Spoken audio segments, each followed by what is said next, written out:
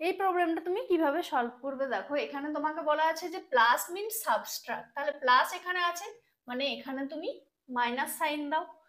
Cross means division, তাহলে cross এখানে আছে, এখানে তুমি ডিভাইড সাইন দাও।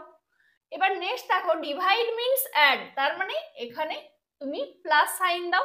অ্যান্ড সাবট্রাকশন মিন মাল্টিপ্লিকেশন, তার মানে এই যে মাইনাসের জায়গায় কি সাইন দিতে হবে তোমাকে, গুণ চিহ্ন।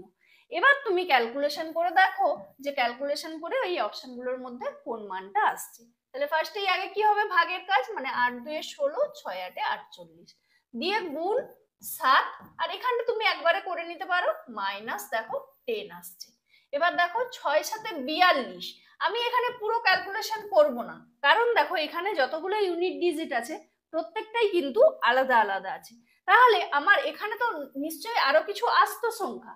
এবার দেখো 2 থেকে যদি আমি 0 মাইনাস করি কত থাকবে, 2 এই থাকবে, তার মানে তোমার এই অপশন বি এরটা কারেক্ট, কারণ এখানে দেখো শুধুমাত্র এই অপশন বি তে তোমার এই 2টা আছে।